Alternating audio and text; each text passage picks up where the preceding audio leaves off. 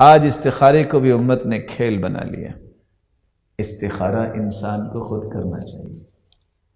1400 سال کی تاریخ اور جملہ کتب حدیث اٹھائیے، رسول اکرم صلی اللہ علیہ وسلم نے کسی صحابی کے لیے استخارہ نہیں کیا، دعا کی۔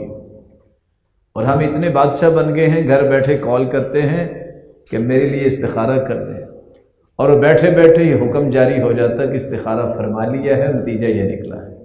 کتنا بڑا دجل ہے امت کے ساتھ، کتنا بڑا دھوکہ اور فراڈ ہے امت کے ساتھ کہ کائنات کی سب سے اعلیٰ ہستی ہونے کے باوجود امت کو دعا سکھائی ہے کہ تمہیں خود استخارہ کرنا ہے۔ کسی صحابی کے اللہ کے پیغمبر نے استخارہ نہیں کیا، دعا کی ہے، مشورہ دیا ہے۔ اور آج امت کہتی ہے بس پکا پکایا کھانا ہمیں ملنا چاہیے، ہمیں محنت نہیں کرنی چاہیے۔ اور بعض لوگوں کا ذہن یہ ہوتا ہے، استخارے کے بارے میں یہ دوسری بات ہے، میں نے استخارہ کر کے کام کیا تھا، اور کام کیا کیا ہے؟ غیر شرعی۔ بھائی برائی میں استخارہ نہیں ہوتا، کیونکہ برائی سے تو ویسے منع کر دیا گیا۔ نیکی میں بھی استخارہ نہیں ہوتا، کیونکہ نیکی کرنے کا حکم ہے۔ استخارہ ہوتا ہے کہ کب کرنا ہے، دو چیزوں میں کس کو میں نے اختیار کرنا ہے۔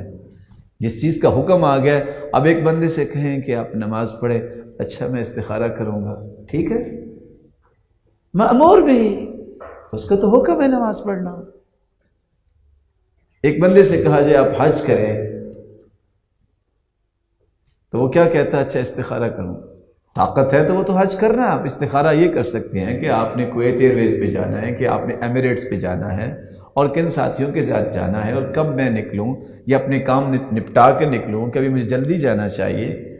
کچھ لوگوں کا ذہن استخارے کے بارے میں واضح نہیں ہے۔ اور تیسرا، حیرانگی کی بات ہے، وہ آج تک ہمیں تو ایسا کوئی مسئلہ نہ سمجھ آیا ہے، نہ ہم نے پڑھا ہے۔ بس استخارہ کیا تھا تو تکیے کے نیچے لکھا ہوا یہ تھا۔ وہ لکھا کس نے تھا؟ اللہ کے رسول نے بھی استخارہ کیا، کاتبین وحی بھی موجود تھے، وہ بھی استخارہ کیا کرتے تھے، صحابہ نے بھی استخارہ کیا۔ یہ پتہ نہیں لکھا ہوا کہاں سے آ جاتا ہے، کون رکھ جاتا ہے۔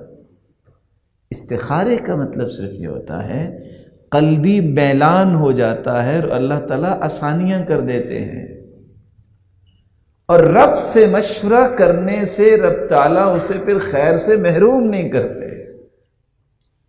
چوتھی بات، وَمَنْ أُعْطِيَ الْإِسْتِشَارَةَ لَمْ يُمْنَعِ الصَّوَابَ، جس بندے کے اندر یہ صلاحیت آ جائے نا کہ میں نے مشورے کے ساتھ کام کرنا ہے، اللہ تعالیٰ اس کو صحیح راستہ کبھی اس سے گم نہیں کرتے۔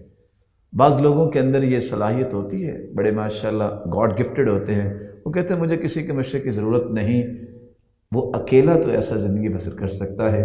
جماعتی زندگی میں، اجتماعی معاملات میں جو مشورے سے گریز کرتا ہے ہمیشہ ناکام رہتا ہے۔